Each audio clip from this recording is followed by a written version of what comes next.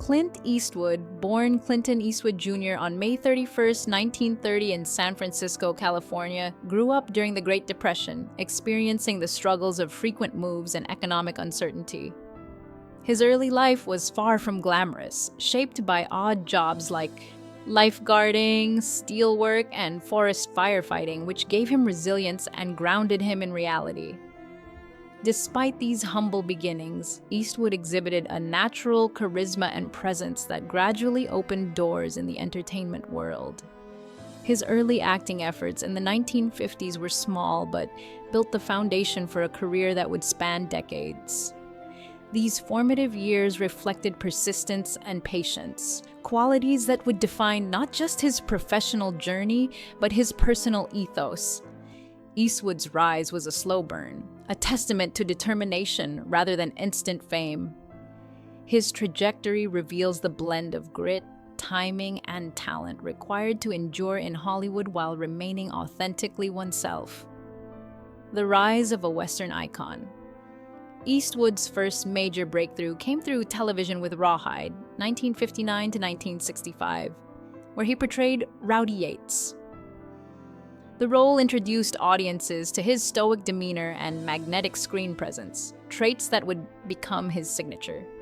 However, it was his work in Italy with Sergio Leone's Dollars trilogy, A Fistful of Dollars, 1964, For a Few Dollars More, 1965, and The Good, the Bad, and the Ugly, 1966, that transformed him into an international star.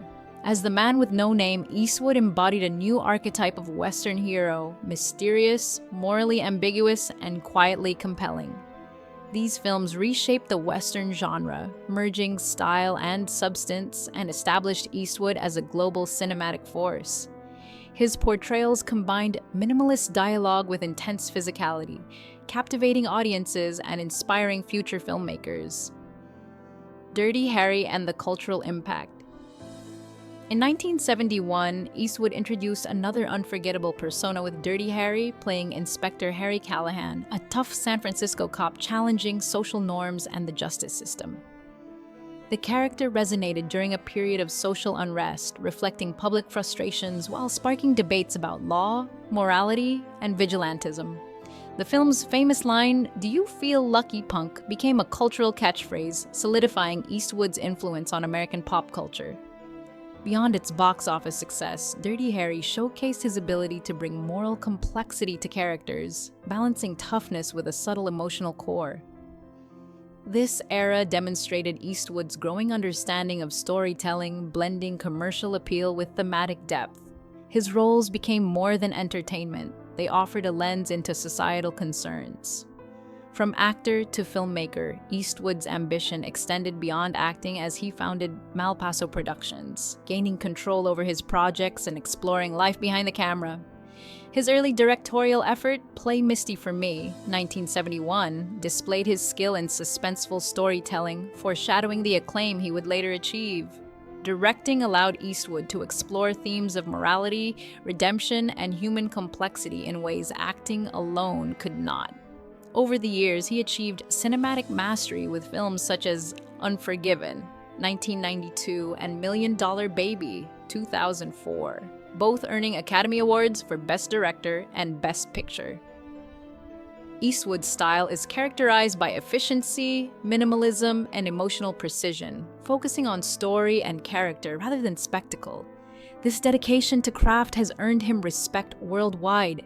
His dual success as actor and director highlights a rare versatility, revealing not only his talent but also his relentless pursuit of creative integrity, allowing him to shape films that are both critically lauded and culturally significant. A life beyond the screen. Outside of Hollywood, Eastwood has lived a life marked by individuality and public service.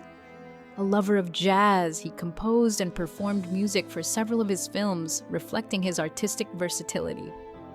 His foray into politics as mayor of Carmel by the Sea, California from 1986 to 1988 demonstrated a commitment to community and leadership beyond the entertainment sphere. Eastwood's personal pursuits and independence illustrate a multifaceted life, balancing art, service, and private passion. This approach shaped him not only as a filmmaker, but also as a figure whose choices reflected careful thought and authenticity. By engaging in diverse interests, Eastwood crafted a life that transcends celebrity, prioritizing substance over fame, marriage, family, and complications. Eastwood's first marriage to model Maggie Johnson in 1953 lasted over 3 decades, enduring the struggles of his early Hollywood career. They had 2 children, Kyle, a jazz musician, and Allison, who pursued acting and directing. The marriage faced challenges due to Eastwood's rising stardom and extramarital affairs, leading to divorce in 1984. Settlements reportedly ranged from $25 to $30 million, reflecting both Eastwood's success and the length of their union. Even during marriage, he had a relationship with dancer Roxanne Tunis, producing a daughter, Kimber. This period of Eastwood's life reflects the complexities of balancing fame, family, and personal desires. While publicly celebrated, his private life was marked by turbulence, illustrating the human side of a figure often perceived solely through the lens of cinematic heroism. Turbulent romances and hidden children. Eastwood's long-term relationship with actress Sandra Locke from 1975 to 1989 was highly publicized and intertwined with professional collaboration. Despite appearing stable externally, the relationship was marred by Eastwood's multiple affairs, resulting in children with other partners. Among these was a secret relationship with flight attendant Jocelyn Reeves, producing Scott and Catherine Eastwood. These private revelations illustrate the challenges of Eastwood's personal life, juxtaposing public admiration with private complexity. Locke's experiences highlight the human cost of living in the shadow of fame, emphasizing betrayal and emotional strain. Eastwood's management of these relationships and hidden children paints a portrait of a man balancing personal desires, career demands, and public perception, revealing a side of Hollywood rarely discussed openly. Later, partnerships and stability. Following his breakup with Locke, Eastwood's relationship with actress Frances Fisher marked a relatively more stable and affectionate chapter. They had a daughter, Francesca Eastwood, born in 1993, who grew to pursue acting and modeling. This relationship, while shorter, contrasts with earlier turbulence, suggesting Eastwood's capacity for a deeper connection later in life. Fisher and Eastwood's partnership reflects evolution in his personal relationships, moving from secrecy and complication toward openness and relative stability. These later experiences illustrate growth, highlighting the possibility of finding meaningful connections despite a history of challenges. Eastwood's approach to family and partnership became increasingly deliberate, emphasizing emotional presence and shared creativity, showing a maturation that complements his artistic legacy. Parallel careers and mutual impact. Eastwood reflected on why he and Redford never collaborated. Timing and personal choices prevented a joint project. Despite this, their careers ran parallel, both transitioning from actors to directors with significant influence. Eastwood's stripped-down, emotionally raw filmmaking contrasts with Redford's establishment of Sundance, nurturing independent voices. Eastwood admired this vision, noting the courage and foresight required to create lasting impact. By comparing their trajectories, he highlighted how 2 different approaches can equally shape the industry. Their coexistence, without direct rivalry, illustrates a professional respect rooted in authenticity rather than competition.